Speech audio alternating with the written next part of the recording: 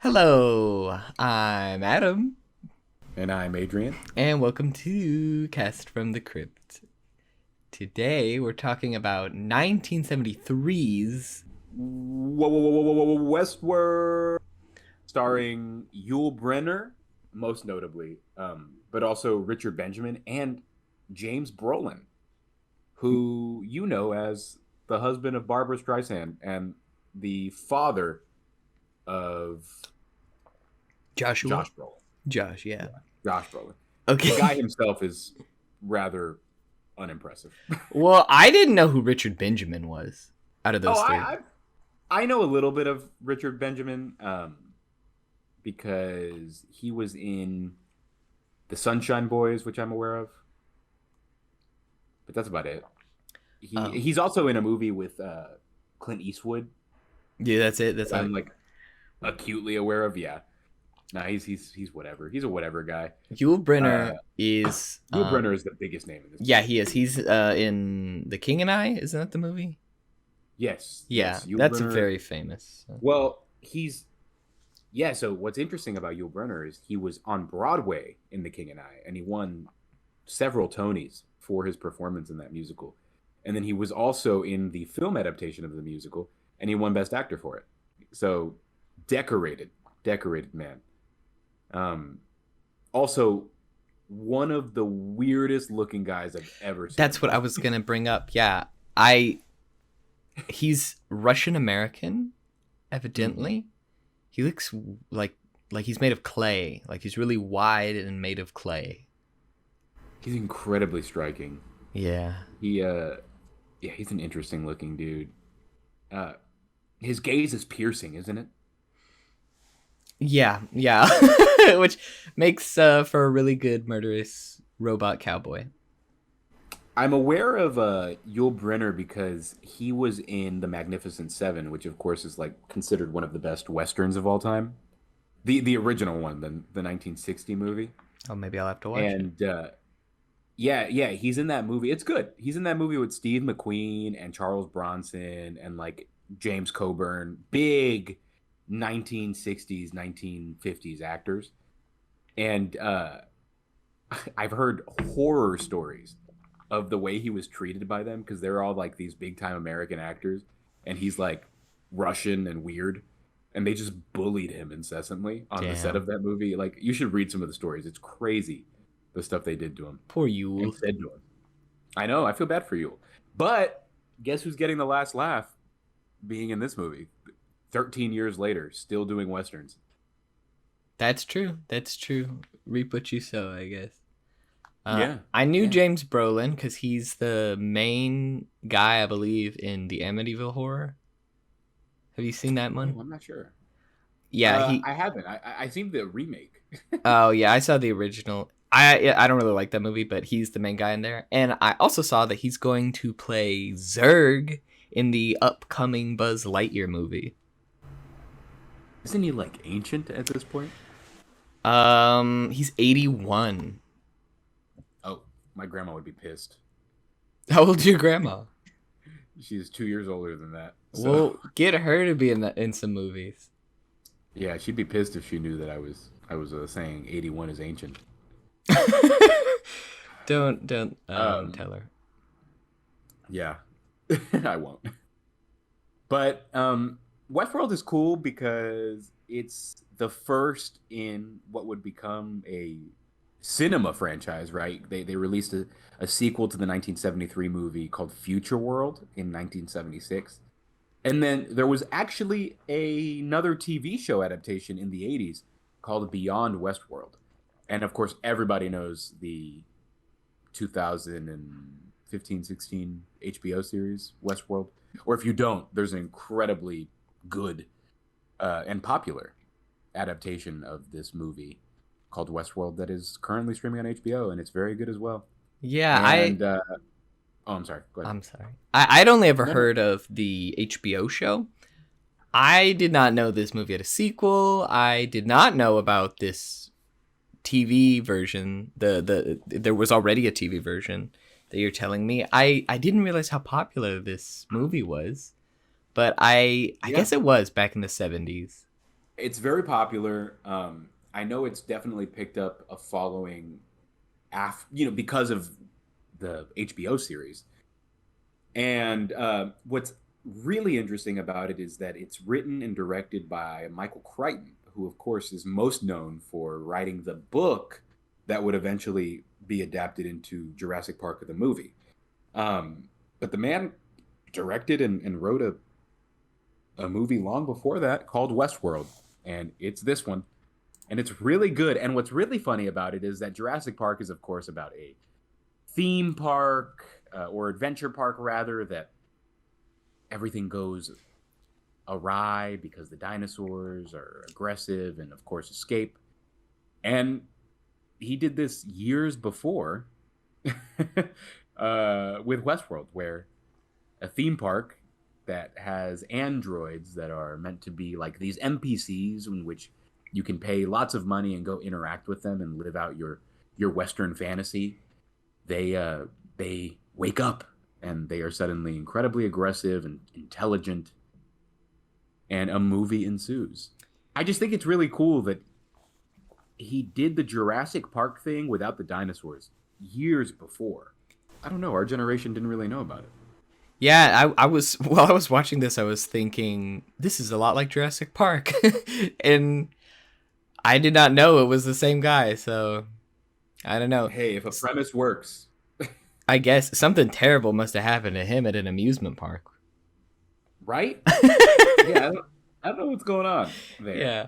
Uh, Um, in this movie, though, he basically predicts Red Dead Redemption Online, doesn't he? yeah, he does. That's more or less what this is. He does. He This movie's really, really good in my opinion. He, Um, I'm pretty sure it's got like average critic reviews from back in the day, but I think it's aged incredibly well because there's nothing quite like it anymore. In movies, I mean, right? Of course, the TV show exists, but like, I can't pinpoint another movie other than Jurassic Park for obvious reasons that is even remotely similar than this. a big part of the charm of this movie is that it is very 70s. You know, it Oh, begins. It's this like the 70s had this fascination with like jet set kind of like high class hedonism, if that makes sense. I think like 2001 A Space Odyssey, I think there's a scene on it where they're like flying in a very expensive like spacecraft basically version of a jet. They're kind of doing that in this movie too. But that's like a big theme with 70s movies, I feel like, that you don't see anymore. And the 70s interpretation of what high society would look like in the future is so unique, I think. In any futuristic sci-fi retains aspects of the era it was made in, and I think the 70s was such a weird experimental time that the sci-fi it produces is very unique. yeah, I agree. Even today, it's just it's hard to explain. It's such a simple movie, right? Uh, Essentially, the basic rundown, right? Before we get really into it, is there is a adult theme park or amusement park, I guess, called Delos, and at this park you can pay for three different experiences. They call them worlds, and there's the West world, the medieval world, and the Roman world. And they are exactly that, right? You can go live in the Wild West or in medieval times or in ancient Rome, and you can live out your wildest fantasies, and you navigate this world that is populated by these androids that are meant to function like people. And it's AI. It's very, very smart, good AI, but a sort of virus, or I guess a virus, like in the computer sense, spreads among the androids, and it starts in, I believe, medieval world and spreads all the way to Westworld, and then we watch our protagonist kind of deal with the ramifications of that. But it's not incredibly complicated, right? Like it's a simple plot, simple premise, and it's 88 minutes. So it's short, sweet, to the point. Um, and I just feel like sci-fi today is so long. I can't. I really can't uh, pick out a sci-fi movie made in the last 10 years that is shorter than like 2 hours. Can you? Oh no, no, and they're usually, like you said, it's pretty straightforward and simple. And other than Star Wars, like no, Right. definitely no modern sci-fi is like that to the point of convolution. Right. And as opposed to this, right, which is very easy to follow and really easy to digest. Yes, and even though Um, it is a simple plot like that, it still does deal with a lot of interesting themes. Like you said, it's a virus in the computer sense, but they also touch on like, well, these machines are so complex and they mimic living things so well that is it a virus that a computer would get, or is it like a virus that a living creature would get? And the right. lines get blurred, and that's, none of these are the big central themes of the movie, but there is this like background sort of questioning going on throughout the movie. And what I love, right, is that this movie was made far before we were born, not too long after my own father was born, right? And yet it's still so relevant. In fact, it might be more relevant now than it ever has been, just because the rate that artificial intelligence has progressed. This sort of like dystopian sci-fi take is now so honestly grounded in reality that it's I'm sure Michael Crichton never believed it would be as realistic as it is today, where AI can run amok and start doing crazy things. Like you've heard the really famous Facebook AI story, right? Please frighten me. Oh man, so Facebook. This was years ago, like maybe even 10 years ago. Facebook had, and I'm going to butcher the story, but essentially, Facebook had AI that was designed to maybe it was mediate content, um, scope their website, which of course is massive and hosts billions of users for like harmful material. And the AI, because of their lack of patching or whatever it was able to exploit something in the system, and they started to communicate together to take down more than what the website actually intended. They were like nefariously congregating, which is really weird and just kind of the world we live in now. Okay.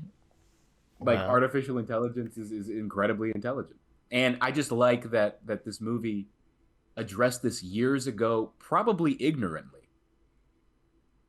well, somewhat ignorantly, but there's this scene where when the I'll just call them androids, when the androids start going haywire, some of the staff members at the park, I think one of them says that these machines are so complex that in a lot of instances it was other AI that built this AI. So it was machines Right. building machines, and that's why they don't know what's going on, is because they didn't even build the robots. They had other robots build the robots. And so it's this fear of like, if you completely take yourself, humankind, out of the creation process, then you don't know what's being created. And Yeah. like you said, yeah, it's pretty relevant today as we approach technology getting better and better, and that becoming more and more likely. And replacing us in our jobs, right? There we go. Yeah. I'm ready. Bring it on. Replace me Yeah. with a machine. Damn, I wasn't ready to go here today. I know. I know. Like you said, it's a simple, straightforward movie, but here we are, Yeah, it fearing does for the have future. layers. Yeah, there's definitely Right. layers to this movie too, even though it's as simple as it is. At only an hour, 28 minutes too. It that's what I really like about this movie. And I'm gonna say this now, of I've probably said this already before. But I'm gonna say it again. Of all the movies we've covered this year, this is now my favorite. Really? Yeah, this is now my favorite. Um, I watch this the way that I watch most of the movies we cover now, where I wake up. I started doing this around Life Force, episode 9. So I wake up, I have a cup of coffee, and I watch it early in the morning on a weekend, right? Like Sunday morning, 7:30, 8 a.m. And it gave me so much more than I was expecting. Made me think so much more than I was expecting, but also was just like a short ride, right? Like, uh, it just wasn't too long. It didn't say too much, and yet kept me so engrossed, and also said so much while saying so little. If that makes any sense. Yes. Whatever. And to that point of keeping you engaged, it establishes the world really quickly. Like, here's the amusement park. This is how it works. Here are these characters playing around in the park. That's established really fast. Then we have the robots going haywire, and then we have our characters dealing with that. And all this happens within an hour and 28 minutes. Then they do a great job at pacing the story, I think. Yeah, I agree. I guess we should get into it then, huh? Yeah. Okay, so as I said before, there are 3 parks within this larger amusement park called Delos. And again, you can live out your wildest families. There's the Old West, there's medieval Europe, and there's ancient Rome. Specifically, Pompeii, which is a weird place to pick. Well, yeah, In especially ancient Rome. considering Westworld and medieval world are no specific place, but Yeah, right? specifically Pompeii and the Roman world. That is really odd. And it struck me immediately, but that's neither here nor there. Another thing that struck me too, I thought, like, why are the 3 worlds, the West, medieval Europe, and Rome, like, those are the 3? You know what I mean? Well, I understand medieval, right? Yeah, I do But I do too. not understand Rome. Who the hell wants to live in ancient Rome? Yeah, I know. Like, why wouldn't it be Or like, like a cough killed you. yeah, you could have been like a Viking or something, you know? Yeah, yeah. Like of all the things, or like why not like Old West, medieval Europe, and like the future? And I understand that the sequel goes into that, but whatever. Anyway, people pay $1,000 a day, I believe is the figure given, Yes. to go, which is not that bad. Like, honestly, not that bad You can, for what this offers. yeah, you can go and kill a man, and Yeah. it's a robot, but like it might as well be a man. They're identical to men, so you can basically go kill a man, like, as much as you want for $1,000 a day. Right. You can do anything, and it's a crazy premise, right? But there is a world, probably this world, in which people would go and pay money to do all of these things. So I totally get it. But anyway, our protagonist is named Peter, and he has never been to Delos before. It's his first time, but he's coming with his friend John, and they have the most basic names. But John has been here before. He's a repeat visitor, and he is really eager to show his friend Peter Westworld. Very early on, you get the sense that John is almost intoxicated by this experience. It's clear that he is much more comfortable with doing outlandish things and living out his true fantasies than Peter is.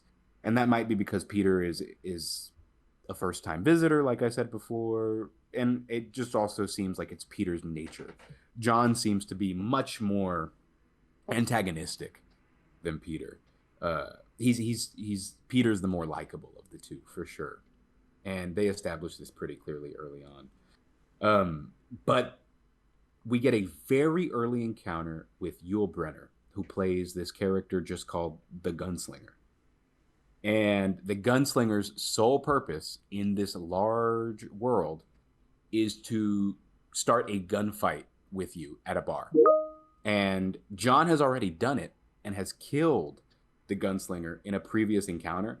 And he's hell-bent on letting Peter do it this time. He really wants Peter to experience killing an android. And there, essentially, we have the hook of the movie. is this android that is killed and killed and killed every day. It's his sole purpose. He's already been killed by this character, John. And this protagonist, Peter, kind of going into this journey of this gray area of killing something that's not quite alive, but surely could be. And it's a great hook for a movie. Yeah, yeah, no, there's a lot of themes that they play with here. It questions like the ethics of this kind of hedonism, like things that nobody would ever do in real life. One of the first things they do is they go to a brothel, and immediately Peter, who's new, is like, well, I've never done this before. We don't even really know each other. He's like talking to the prostitute who's not real, and her only goal is to be a robot prostitute, basically. And that's the first thing they do. Then the gunslinger's whole purpose is to be shot by people. Then after this, Peter asks like, well, how do I know if they're a human or not? What if I accidentally kill a real person? And then John says, try to shoot me, and the gun doesn't work. They figure out that the guns have sensors that don't shoot at anything with like body heat, so they can't kill humans. But that's the only way you'd know that someone was a human or not. So it is like you're killing a human. There's no other discernible difference to you. And when they do eventually kill the gunslinger for the first time, he bleeds like a person. It's entirely realistic. So at what point, where do you draw the ethical boundary, I guess, is really the main thing that these characters don't think about, but you as an audience member are thinking. Yeah, and it's done really well. And what I really like is that the scene with Peter having sex with the android, and the scene with Peter killing Yul Brynner's character, the gunslinger, they're not very far apart as far as in the runtime of the movie. And he has such a, you can tell, right? He really wants to connect with the android that he's sleeping with. I think he tries to like ask her questions and talk to her, and it's clear that she has one task, and she completes that task. But with the murder of somebody else, right? Even though it's an android, he gets like this. I don't know. It's like he goes into survival mode and he feels so little about it. And I think that's done intentionally by Crichton, where we see these encounters back to back, and he has such little care in the encounter with the gunslinger. Like he finds it exciting by the end of it. There is a hesitation at first, but he digs it. And he loves it so much that when the gunslinger comes back later, he kills him again with haste. You know what I'm talking about? Yeah. Yeah, and that's where the movie starts to get really interesting. Yes.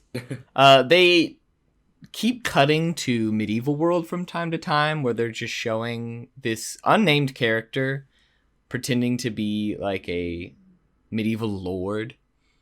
And at one point he finds this attractive just servant girl, and we also keep getting cuts to like a, I don't know, like a viewing room where some scientists are like conducting the park and keeping it running and everything.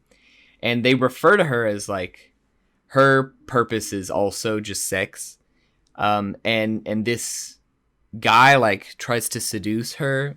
Her whole point is to just be seductive and have sex with the guests, I guess. And he tries to have sex with this servant who, in a realistic setting, like this is a ridiculous power dynamic, and it is not okay, definitely. And he tries to have sex with her, and she's saying like, no, quit kissing me. No, I don't want this. And it culminates with her slapping him in the face. And he clearly doesn't expect that.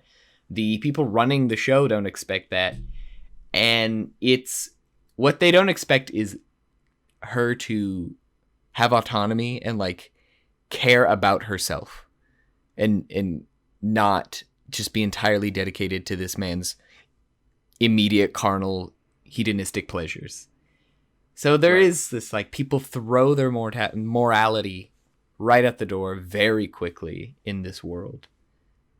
And it's because they think they can do whatever they want and get away with it. And it's almost like playing Grand Theft Auto and running over a bunch of civilians. But the Yeah. difference, the difference, right, is that it would effectively be like you're sitting behind the wheel, actually running people over, but it's all fake. Whereas when you're playing Grand Theft Auto, you have the screen in front of you and a controller. You're not actually committing that act, right? Um, it's That's brilliant. yeah, that's a good It's a point. great premise. It's But a great premise. I love it. what would Michael Crichton think about Grand Theft Auto? Like, it feels like there's commentary on us acting out our horrible desires in realistic ways, but this is before the onset of video games, way before, violent video games like Grand Theft Auto 2. Like, it That's true. feels like it could have been made when Grand Theft Auto came out. Yet here it That's is in true. 73. Like, That's it kind of is, insane to think about, right? yeah, it's way ahead of its time. It is. It is. So after the servant android in medieval world smacks that guy that's trying to sleep with her, and he's dealt a heavy dose of reality in this fantasy world. We see Yul Brynner's character, the gunslinger, actually come back extracurricularly for revenge on both John and Peter. And this is our first real sense that there's something going wrong, right? Peter is in a towel. He's approaching John's room as John, I think, is like lounging around. I don't quite remember what he's doing in the moment.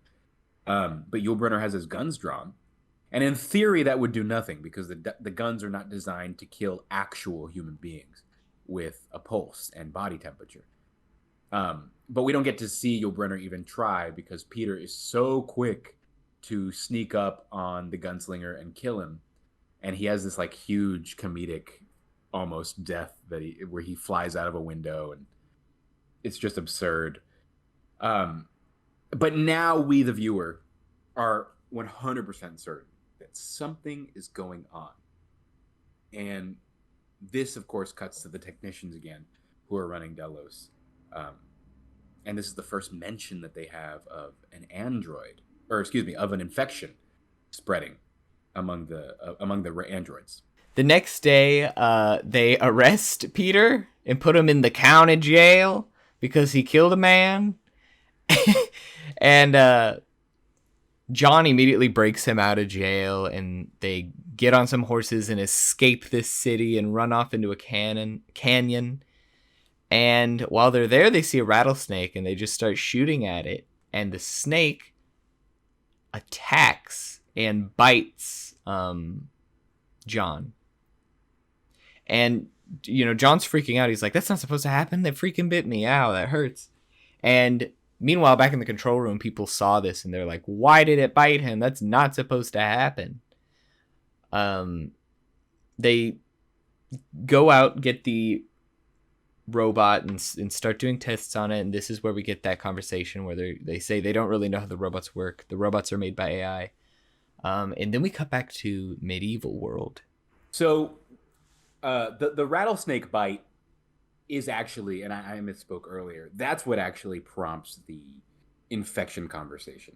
So we get this really great sequence of the scientists at Delos just talking about what's going on, and they essentially chalk it up to a malfunction, and they don't listen to the guy, the one talking head in the room that discusses the possibility of a virus spreading among the androids.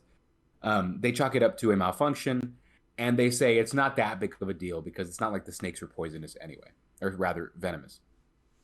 So this is becoming a trend, though, in the Delos amusement park, right? There's a number of breakdowns happening and systemic failures that are going on in the actual facility. They essentially decide to write it off because money is very important, and you're losing out on $1,000 a day if you have to shut down the park, right? There's that awesome line that you mentioned earlier, Adam, where the chief supervisor says, "We aren't dealing with ordinary machines here. These are highly complicated pieces of equipment, as complicated as living organisms. In some cases, they've been designed by other computers. We don't know how they work." Um, and it's a very telling line because the rest of the movie shows that they don't quite understand the magnitude of what they're doing here. So in medieval world, the chunky dude that was trying to sleep with the waitress previously, they also have been hinting that he's really into the queen, and he has to kill the Black Knight in order to have sex with the queen. It's honestly rather half baked, and it's not much deeper than that. Am I right? Yeah, I don't know. He's just like the Black Knight, and they have to duel, and he really wants to screw the queen. Yeah, I don't know. I thought they were married, but I don't know. No, he's married to another lady, but the lady that he's married to in the very beginning of the movie is going to Rome. She's going to the ancient Roman world. No, I meant I don't know. They're fighting for the hand of the queen or something. I don't know. They're in medieval times. They have to duel. Yeah, my assumption is that the Black Knight is an NPC that everybody that wants to bang the queen has to kill. I like that. That's my okay. I think that's really what it is. Yeah. He's the medieval version of the gunslinger. Yes. Exactly. So my man duels the Black Knight and starts off doing pretty well in a sword fight. And in theory, the knights in this medieval world also should not be able to kill the human visitors, right? But unfortunately for this guy, he does not get the queen. All he gets is cold steel in his gut, and he is brutally killed by the Black Knight after a long duel. It's a really long sequence, actually, one of the longer like battle sequences in the movie.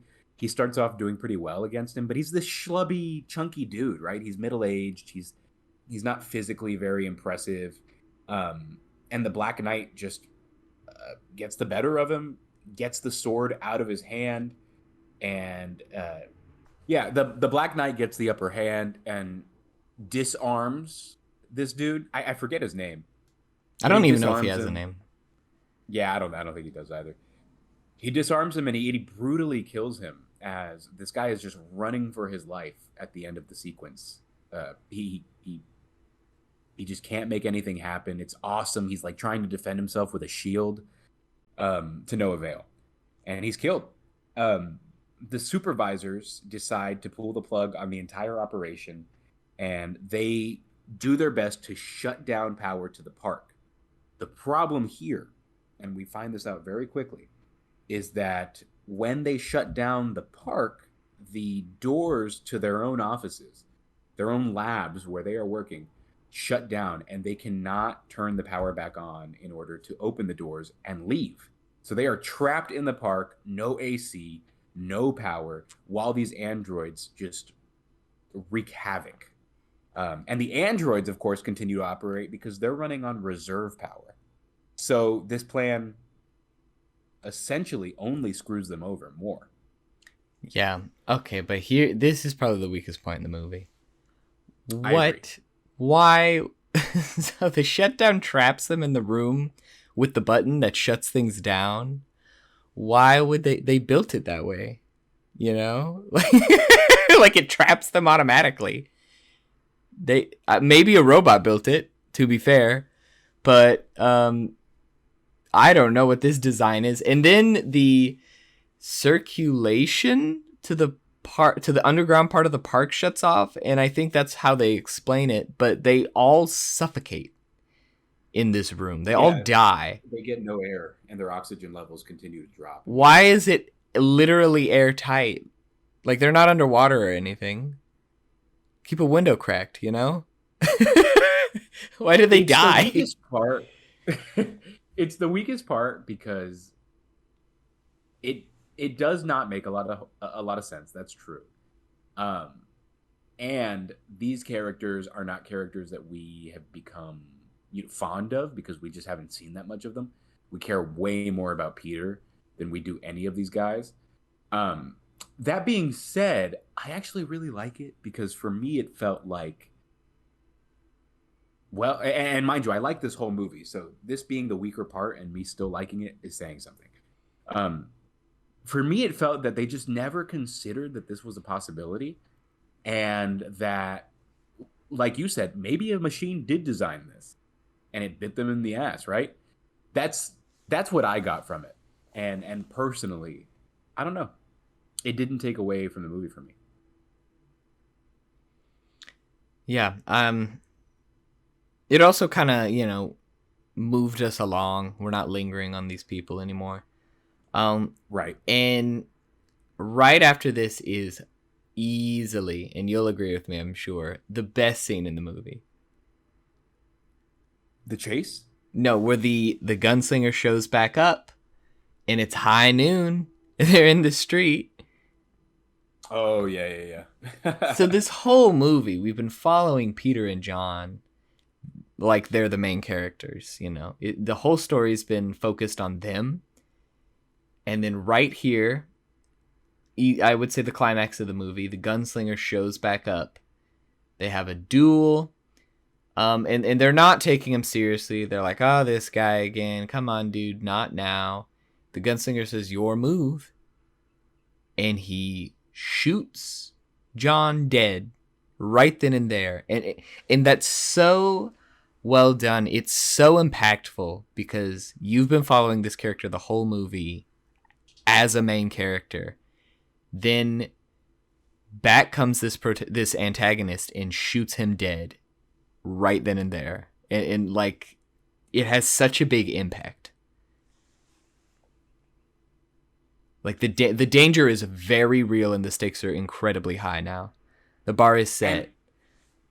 yeah, it's set. And what's awesome about this scene is that, and credit to Mr. Brolin on this one, he gets shot and he just like clearly cannot believe what is happening. He's already lived this experience before. He did this. He's been here. He's played this game. You're king of the mountain when you come to this park, but I don't know. It really kind of felt like we were watching a dude like unknowingly die. It's a great scene. It's a really really good scene, and the way like his body recoils in the dirt, and he like goes stiff, and it's just this wide shot. They show all of it. It's really effective, kind of chilling. Yeah, the acting here is very good too. Just the way he reacts. He gets shot initially and then he gets shot a second time, and you see him like kicking his legs in the sand like in agony. And he's, awestruck that this is happening. But so is Peter. Peter is watching this happen the whole time. At first, Peter doesn't even believe he's really been shot. He questions it. Then he just watches his friend lay down and die and then looks up at the gunslinger. And what else can you do? But he just starts running.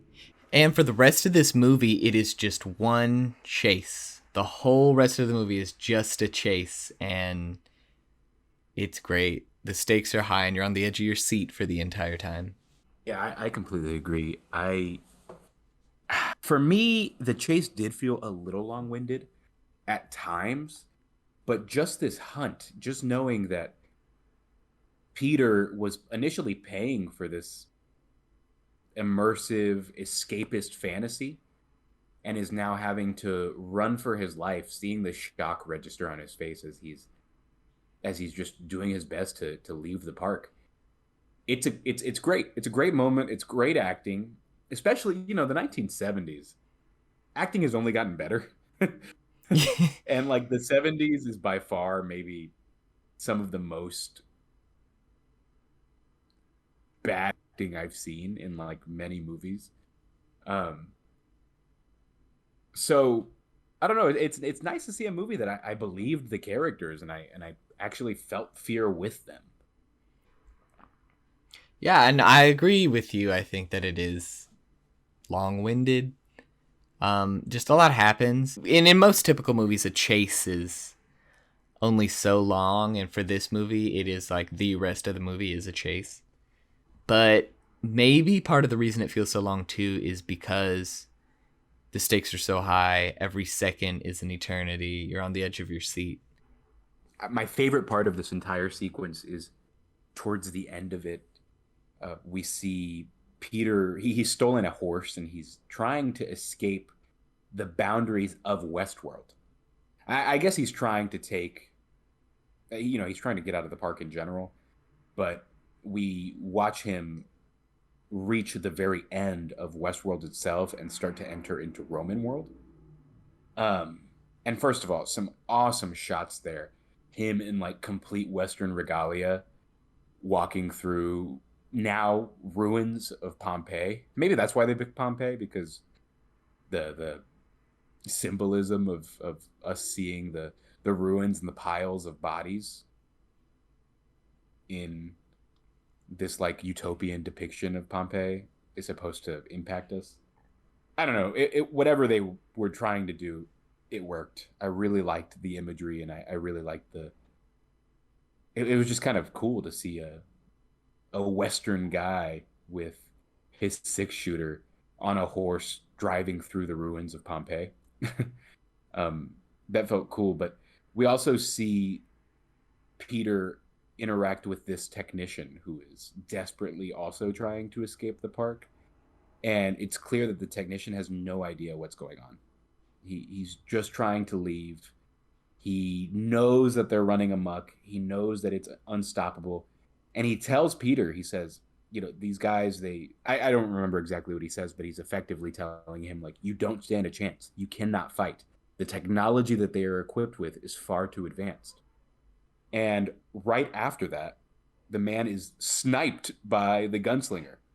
And we are in hot pursuit again. I love this scene because it's the only instance in which Peter is able to take a break. He talks to another human. And that human is brutally murdered in front of us. And the chase begins again. Yeah, I just think it's expertly crafted, in my opinion. The entire chase sequence. I think so too. The Roman scenes bring a few questions to my mind. We do actually see, like, when they're initially showing the chaos and, like, the Black Knight kills that guy, the gunslinger's going crazy. We get a cut to Roman world, and everybody, you don't even know what you're looking at because there's so much chaos. Everybody is screaming and running, and people are stabbing each other everywhere. Bodies are piling up. In the context of Rome, I don't know what could be happening. Like, maybe there was some violent coup that happened. But this makes me question, is the gunslinger, is the Black Knight, are they just getting too into character? Or have they become aware of their situation, and are they completely revolting? Are they killing the humans on purpose because they're humans? We don't get an answer to this. We don't even get an answer to what the virus is or why they're malfunctioning. We just know there is a quote-unquote virus. But this is an open-ended question, but this scene is what made me think about it. Yeah, and that's a great point because they do show in Roman world all the androids just start like brutally murdering all of the patrons. Whereas in Westworld, it's just the gunslinger, or it seems to be just the gunslinger. And in medieval world, it seems to be just the Black Knight. And you're right, they don't really answer that. Um, but I'm just so engrossed at this point of the movie in Peter's story and in the gunslinger's story that I didn't really question it at the time. Now thinking back on it, yeah, it's pretty unclear, right? But I don't know, it could be a number of things. Maybe the servant class in Roman world, the people that feed you grapes and stuff, there was an upheaval among them. Maybe it's as simple as that. Yeah, it looked like Brutus was taking over, though, like chaos, everybody's getting Yeah. stabbed. Right. Right. Stabbed, stoned to death. Just crazy stuff. Um, and that's the other thing about this movie that I should mention, or we should mention rather, is it's as far as 1970s go, it's kind of brutal, right? I mean, yeah, definitely. Like, this is the same era as Barbarella, to put it in That's true. context, you know? Yeah, yeah. The conclusion of the movie, it has Peter. Now he's on foot. He's abandoned the horse and he is just running for his life. He has left Roman world and gone into a underground tunnel. He like finds a manhole in Roman world and climbs into the manhole, um, and discovers a tunnel that leads to the entire control station that Westworld runs out of. The airtight facility that led to the demise of all of those scientists. And he finds them there. He finds the technicians all suffocated in the control room. Uh, but the gunslinger we see during this sequence can see every step that Peter takes in the dirt. So essentially, he's just meant to track people. He can read his heat signatures. He can see him. He doesn't see the way you and I see, right? He sees heat signatures and almost he sees like in a grid because they show Android vision a few times, which I thought was an interesting choice. Yeah, I mean, I don't know about the Android vision or anything. That maybe didn't age so well just because it was, that's the 73 version of what they think Android vision is. But yeah, he's running through this tunnel. He finds a room with a bunch of androids, like kind of on operating tables as they're being repaired or what have you. He finds a bottle of acid and he lays down and waits for the gunslinger to walk by him so he could dump the acid in his face. And How random, by the way. Like yeah, so I know. random. I was like, what a way to try to vanquish the villain. But of course, the gunslinger is just a robot. So this doesn't hurt him nearly as much as it would hurt a person. Peter walks away and thinks it's over. And this is the second time we see him actually get to take a break and take a breath in the chase scene. And then from around the corner, here comes the gunslinger again. His face is a little bit melted off, but he's still coming. And Peter has to start running again. At this point, the gunslinger points his gun and shoots. And then his revolver says battery depleted. It's futuristic battery operated guns, I guess. So It his needs to charge. yeah. So his gun doesn't work anymore, but he still keeps pursuing Peter. So it's not about being a gunslinger anymore. It's just about killing this one man. And that is when Peter gets to he finds another exit and now he's in the medieval world castle. Yeah, and it's clear because they do switch into Android vision a few times. They show that the gunslinger, after having acid thrown in his face, he does have like a gnarly melted face look, but he also has had some damage on his infrared vision.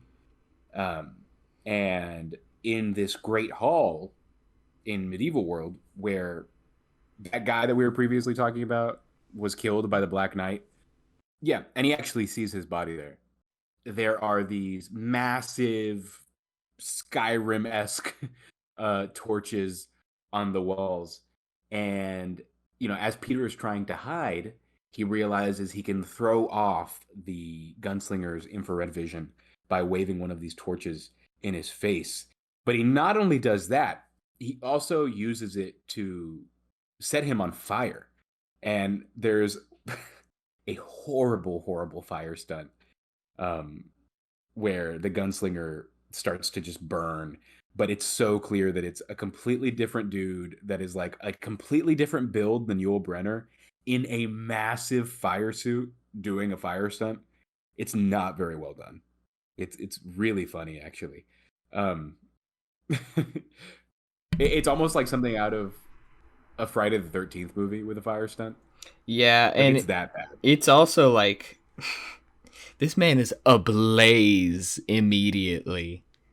Yeah, like as if he was just chugging kerosene beforehand. Yeah, and he was made out of like film.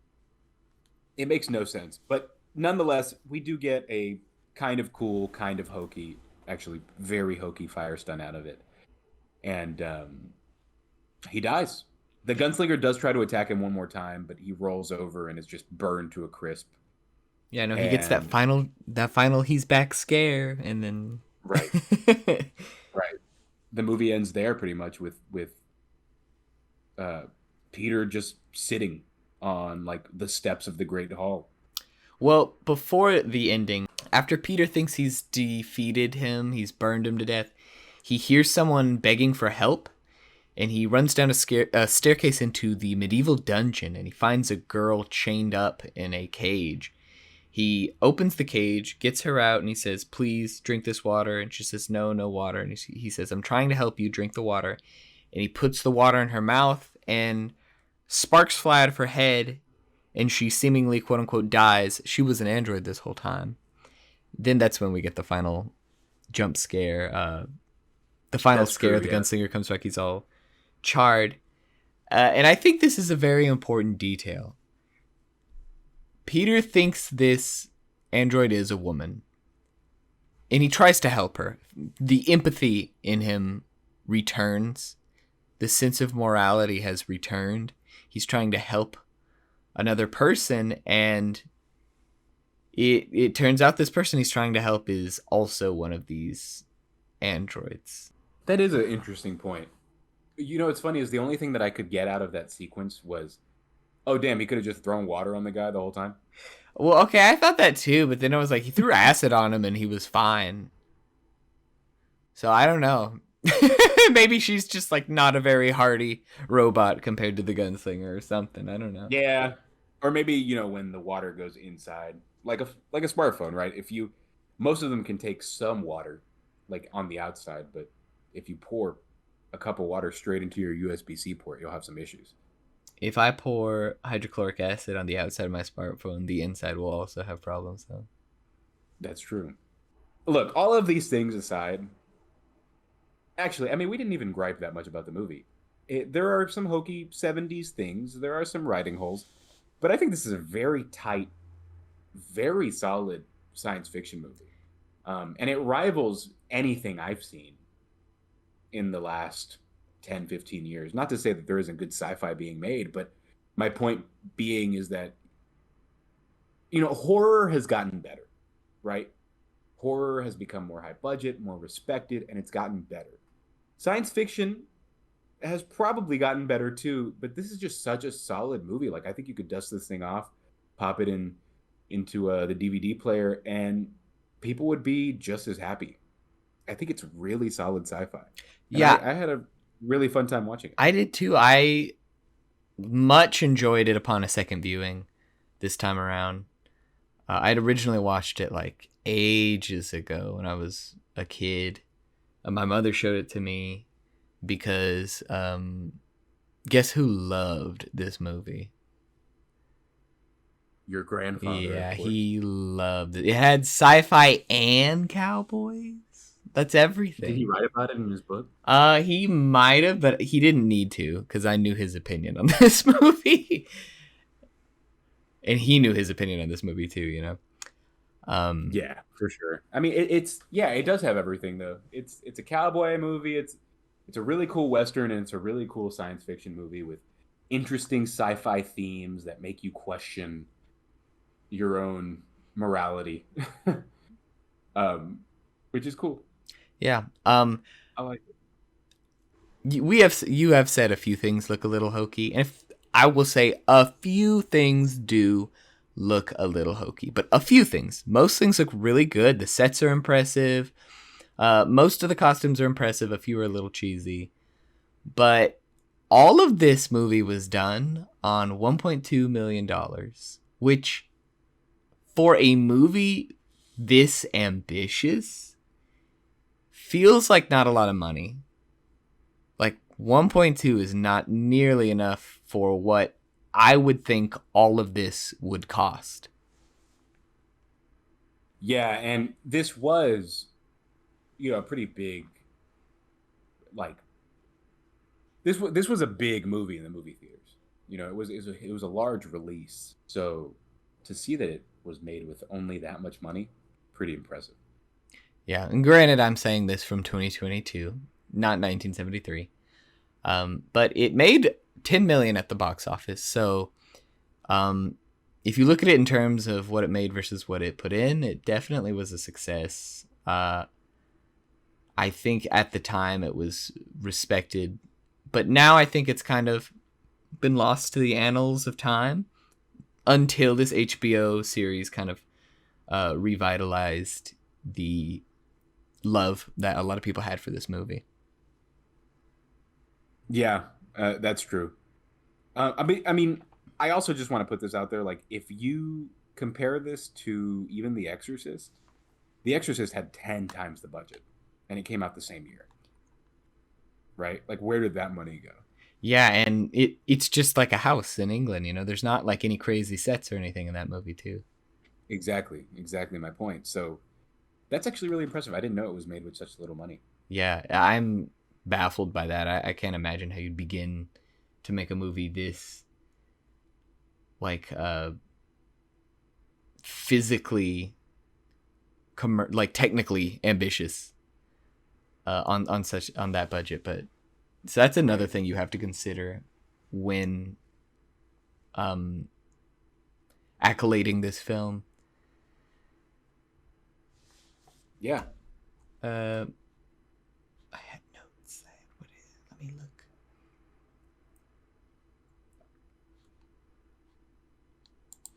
I don't know what I was saying, but It's all good. We're at a good wrapping up it's point. like exactly an hour, so that's perfect. Yeah. Yeah. Um. So give me your summarizing thoughts, buddy. Did you like the movie? I Did you did like it as like the much as I movie. did? 'Cause I really I enjoyed think it. you maybe liked it more than me. But I do like this movie. I liked it more watching it now than I did in the past. I have much more of an appreciation for it. Um, I'm glad we got to see it. Oh yeah, one another thing I wanted to say.